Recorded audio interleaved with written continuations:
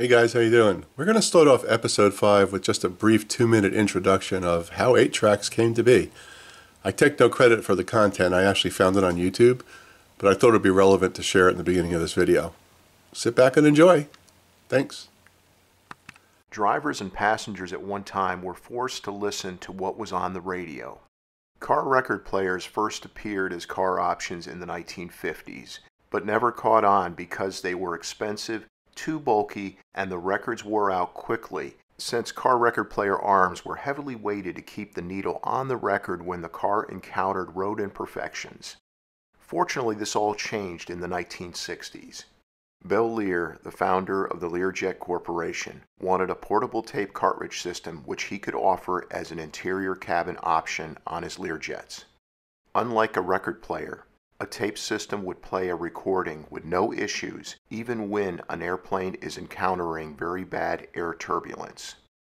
Lear looked at the possibility of using the newly released 4-track tape cartridge system, which had the ability to play 2 stereo programs.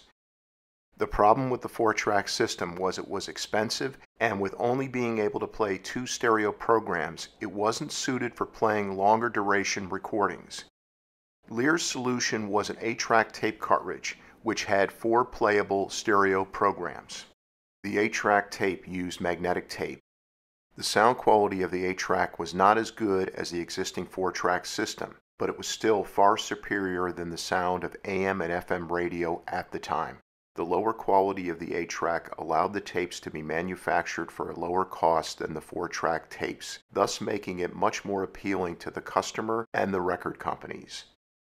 Even though during the 1960s there were 4-track car players, they really didn't catch on with car owners.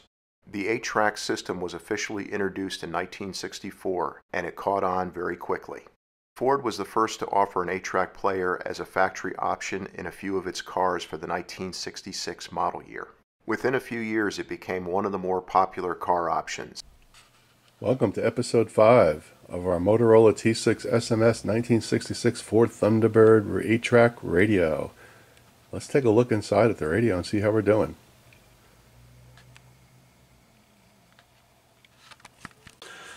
Just got back from vacation, so appreciate your patience while you wait for this one. So here's what we're going to cover today. I want to talk about a problem that I have with the knobs and how I've solved it. And I'm also going to give you a pretty thorough walkthrough of how to change the components, because I didn't do that on camera. So if you're looking to restore one of these things, I want to tell you exactly how you get to the boards and how you do those kinds of things. And then to close out the video, I have a problem that I need to figure out how I'm going to solve, and maybe some of you have input. So let's dive right in. So on this radio, there's 3 main boards that you need to remove in order to recap it. Every cap that I took out of this thing was bad, and I've saved all the old victims and tested them on an ESR meter, and every one of them is bad.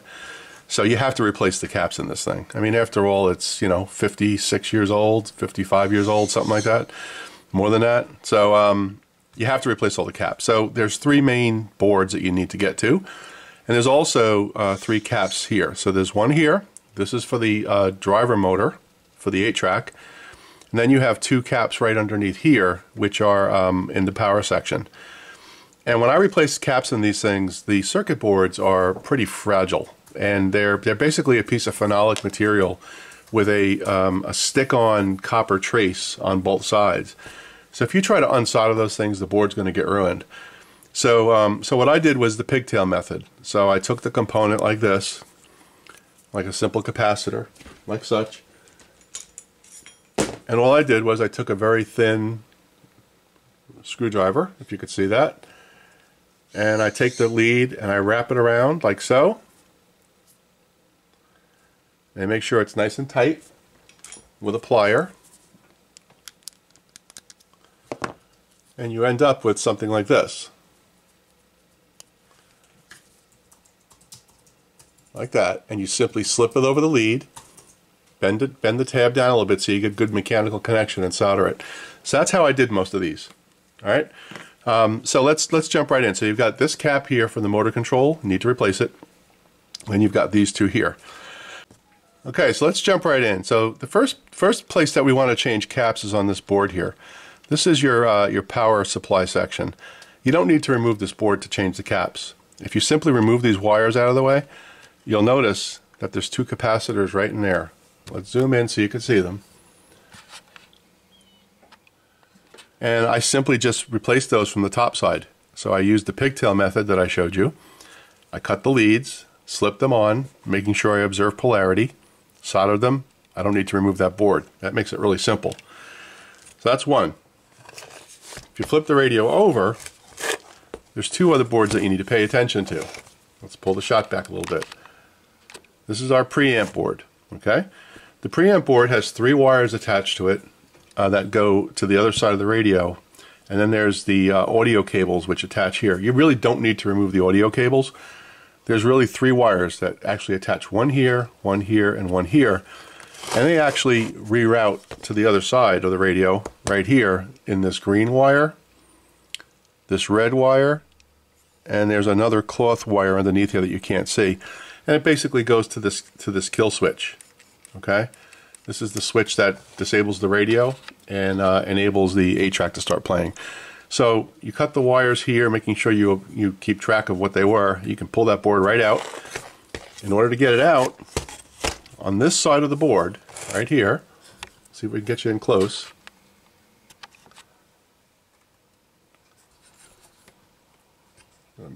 Adjust the light a little bit. Okay, right here there's a copper retainer. If you push that retainer back, it releases the board. Once you disconnect those wires on the other side, the board will pop right out. And there's a lot of capacitors on this thing. I showed you that in episode 1, I think. Just replace them all. Every electrolytic capacitor gets replaced, and then the board goes back in. I attached new wires, ran them through the other side, and attached them. That was simple. By far, the hardest one to do was the radio section, which is this board right here. Okay? This board had a multi-section electrolytic capacitor in it. I showed you that in the last episode. In order to get this out, you have to remove the board. So, to remove the board, there's 2 screws here, there's a screw here, and there's 2 screws right here. Okay? If you remove that, you should be able to pull this out enough to get this circuit board out of here. Let me show you. Here's the circuit board, right down here. Okay? And that's those are the caps that you need to replace. So this is the electrolytic right here. So I've replaced it with just 2, sorry, I couldn't see that. I've replaced it with just 2 caps. All right, so that's good. And I put everything back together, and the radio's recapped. So it's really not that hard, and you don't need to do a lot of disassembly in order to get it out, which is good. So so that's the story, and you know that it works because I showed you that it works in my last video. So that's the capacitors. There is a, by the way, I have to tell you about this one. On the preamp board, there's a pair of electrolytic caps that look like this. And you would look at this and go, well, they're not electrolytics. Well, yes, they are. These are electrolytics. They're polarized. You can see the red stripe. And I'll show you the value of those caps. Don't forget those because they were bad. I also tested them. So let's show you what those caps are so that you know. We'll go right to our book here. And if we look at our diagram right here, it's C18 and C23. Let's go to our parts list.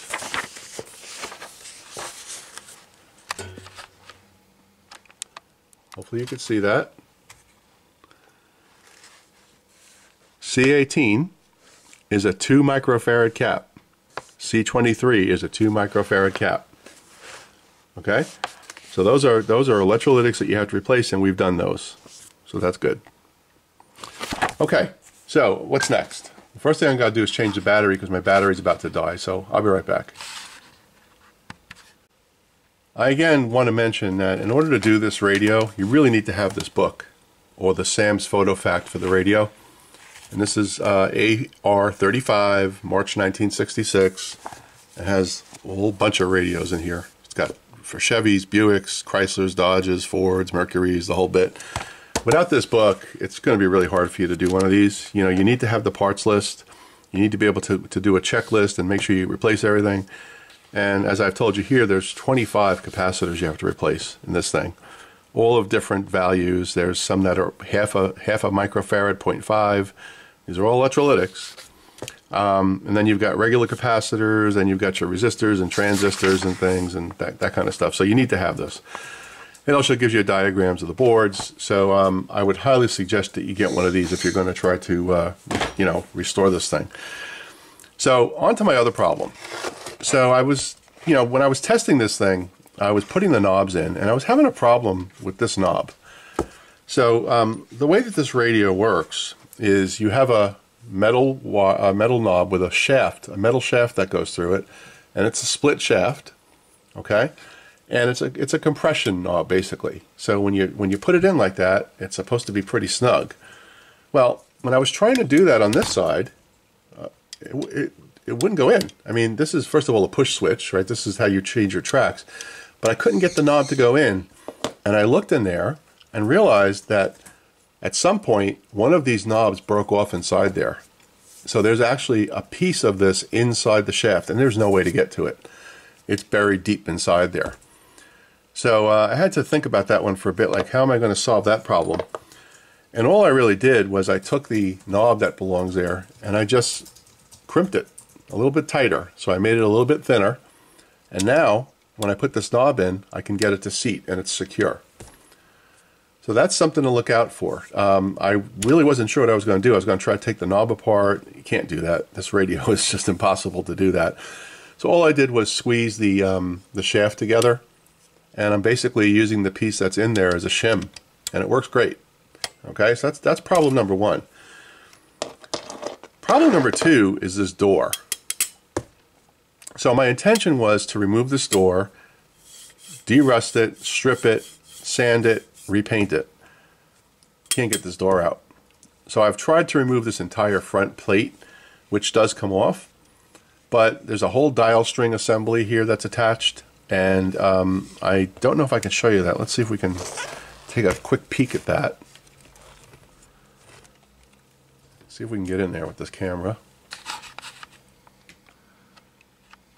So there's the spring. You can see the spring for the dial string, and it's attached right there to the pointer. You could follow the string there.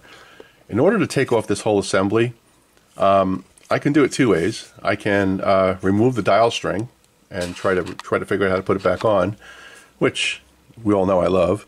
Or I can remove this entire tuning cap, and this is the tuning cap here. It's a worm gear type tuning cap, and you could see the worm gear right here. Okay, and there's a couple of wires here. It shouldn't be that hard if I decide to do it. There's actually a pair of wires here that go to a terminal, and then there's a green and a white right here. And I think there's another pair of wires down here. These are red and white. So I would have to remove this entire assembly, resolder the wires in order to get this thing out. And even if I did that, I'm still going to have a problem. And I'll show you why. So let's get this thing situated. And we're going to try to zoom in here so you can see.